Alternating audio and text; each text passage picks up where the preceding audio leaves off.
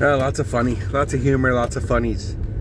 You read the funnies? You remember the funnies in the newspaper? Do you remember a newspaper? I was dropping my little daughter off this morning, and I was just kind of driving, thinking. And I go, yeah, sometimes I think about pizza delivery drivers. She goes, I don't get it. I said, yeah. Back when I was a kid, the pizza delivery driver didn't have Google Maps. I mean, there wasn't even a cell phone. There were cell phones, but they were the big, giant Zach Morris cell phones. But there was no interface, there was no screen, there was no maps. I was like, gosh, how did the pizza delivery driver know where to go? I mean, there are roads deep, and then a road right, and then you got to go left, and you got to watch for that landmark, and then once you see the silo, take a right. How did the pizza delivery driver, especially back in the day, there was 30 minutes or less or your pizza was free? Oh, my dad would sit there and wait. Oh, 31? Free.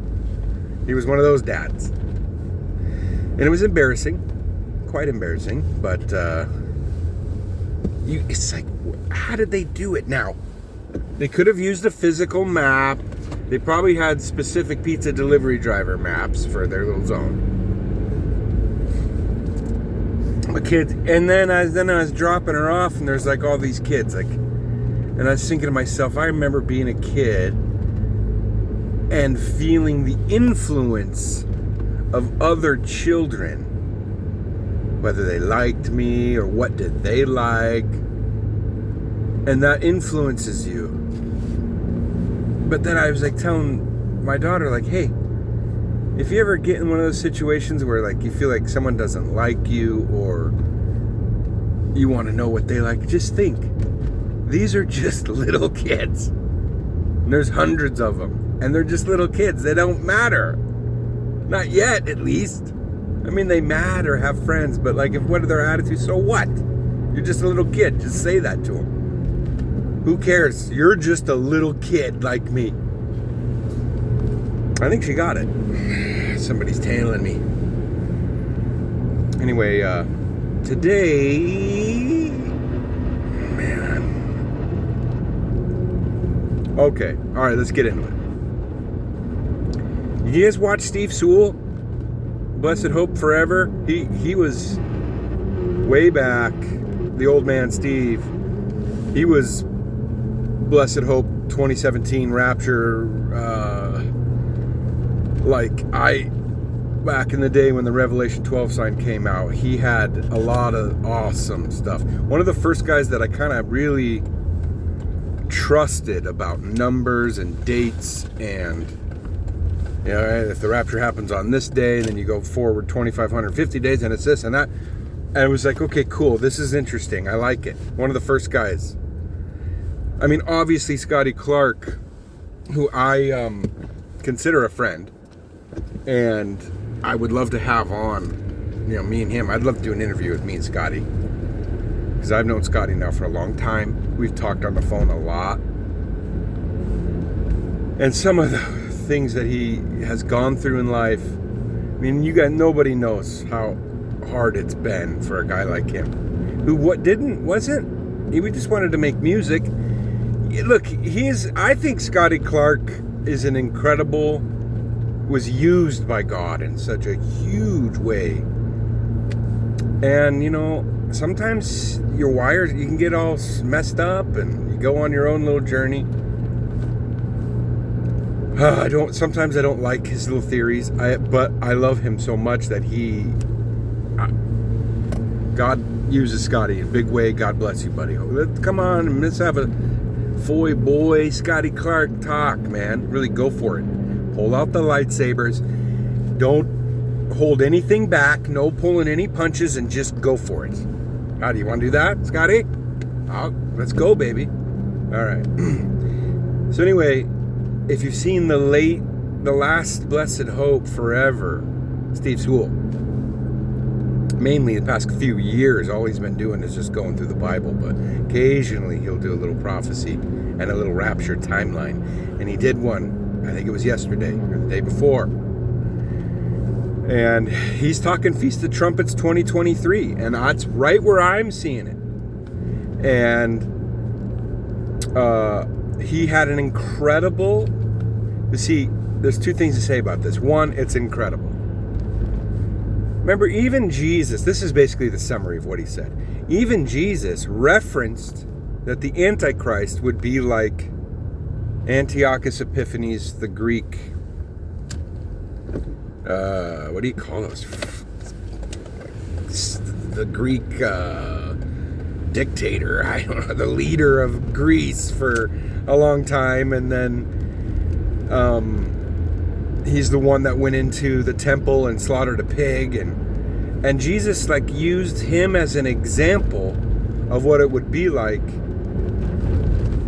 for the final Antichrist and the final battle and the return of the Son of Man and the whole Dragon Slayer. The whole thing would be like him. And it's kind of weird because you can't see,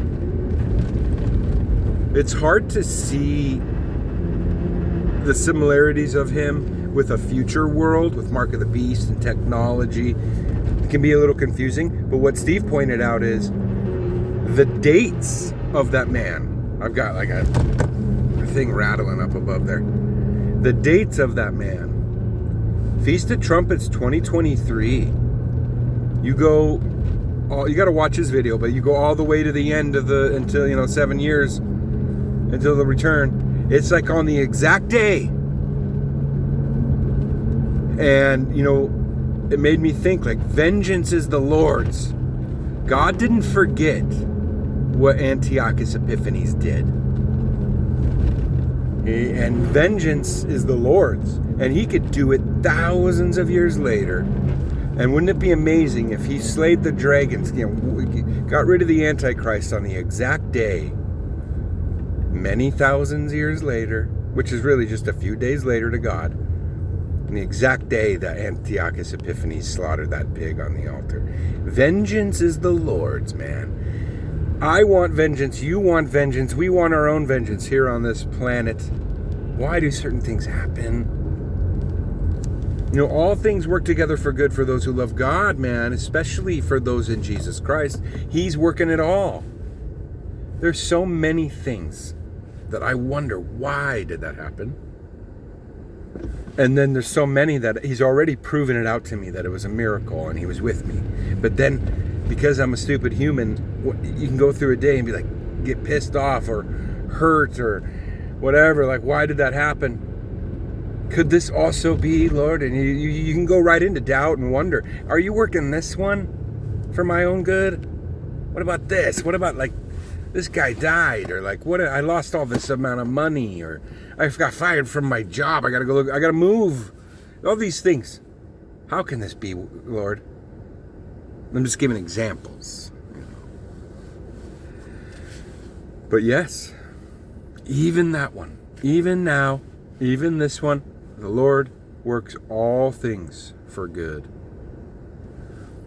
So, in an awesome way for anyone who believes in it, it was walking, has Jesus in their heart. All things for your good. How cool is that? You, individually. But I think that wraps up into, for himself, that vengeance is the Lord's. We don't have to worry about vengeance, because his timing may end up. And I think this is how he works. You look at Ezekiel 38, 39. You look at the Jerusalem being a cup of trembling. You look at how the surrounding world will all come against Jerusalem at the same time. The way it seems to me the Father works is he allows the enemy and his enemies to grow and gather. He's always done that. So that when he makes a judgment, it's one swoop to take them all. What about this guy? Knock him off. What about this guy? Hey, that shouldn't be there. Turn him off. This guy should be wiped out. Or, let's do a political change over here. Why is there evil over here? The wheat grows with the tare. That's what Jesus said. Let it grow up together, lest you rip out the fruit with the weeds. So it's like, as much vengeance and justice as we want, And that is the heart of a born again, not a righteous man from yourself, but the Spirit of God living inside you. To be vexed. Lot was called a righteous man, which is mind-blowing. You read the story of Lot, who out here would say the guy was a righteous guy? Nobody. But God called him a righteous man. Why? Because he believed. He believed in the promise. That's it. That's what makes you righteous. Lot, righteous Lot, was vexed about Sodom. Now maybe this stuff is in Jasher and like other extra biblical books in the oral tradition, and like, how did Peter know this stuff? Well, maybe there's stuff that we've lost, and there's probably stuff in Jasher about it. But Lot was vexed. He did not approve of the way Sodom was living. But he was a chicken and didn't do anything about it. Even offered his own daughters into the mob to have their way with him. But dude, the whole Budweiser, Bud Light stuff, they lost $5 billion in the matter of a month because of that campaign they ran. And I was thinking this morning, man, that was horrible. That lady, all those people responsible for that, they should be fired. And like, in shame forever. That's an insane amount of money. A massive shit. Anheuser-Busch could completely collapse if everybody just said no more Bud Light, whatever. Going to Coors Light, Miller Light. Keep it light. Because you know what? We're Americans, we like our brewskis, especially the cheap ones. That's just what Americans are. I do like a good Guinness, though. It's surprisingly light. Looks dark, goes down smooth. But anyway, dude, Budweiser loses like $5 billion in market cap in like a month or a day. Who freaking knows? And I was thinking, man, all those people should be fired. They're stupid. They're responsible for that. Why would you even do that? Guess what? These companies, these places, they don't have a choice. I'm just thinking, what is the CEO and all the people, the board members and the executives are talking about it? It doesn't matter. There's no choice. They have to capitulate. And it will be again and again and again. Because this agenda isn't about the individual. It's not about trans. It's not about LGBTQ people. It's not about that. These are stepping stones into a much eviler plot to change and transition humanity. And transhumanism is a plot that is way bigger than we are in the barely touching it. And as evil and nasty as it seems now, eventually, when you look back at the hieroglyphs and the hybridic type of humans that existed in the antediluvian times, in the times of Noah and the times of Lot, you're talking about eventually it's like, I want to be a bird. Well, guess what? They'll find the genetic code to change you into half bird. And you can't stop it. That's what they want. And eventually, humanity is to be completely transformed. The true sick agenda behind this, I believe, opens people up to spiritual possession. That's what this whole thing is about. The individual who struggles with identity crisis, I have nothing but love for that person. And yeah, I do believe in get therapy, get counseling, let's deal with it. You know what's so sad about the whole thing? They say, no, I don't need therapy. I don't need counseling. What are you talking about? We all do, first of all. But it's such a blind trick that it forces people to not get any help.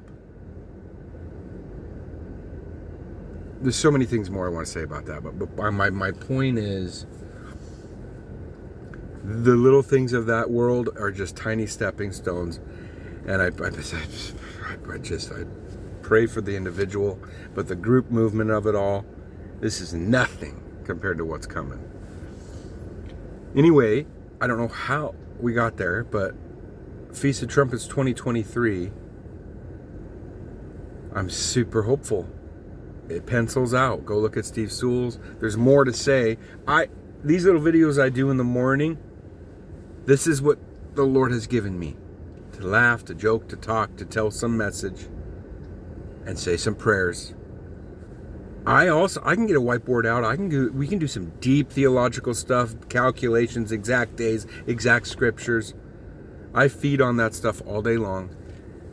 But when we're doing these drives, this little show that I got in my heart and in out here, this is it. I want to do more, but man, life is tough. When you have kids, you have work, you have other things. It just, boop, this is it. And those of you out there that are doing those kind of shows, I watch you. Thank you. Do more. Oh my gosh. Today, what do we got? What is it? It's still Christmas. That's what I say. We're still Christmas. There's peace on earth and goodwill towards men. God loves you. Jesus Christ died for you. Okay, that's what we do today. Merry Christmas!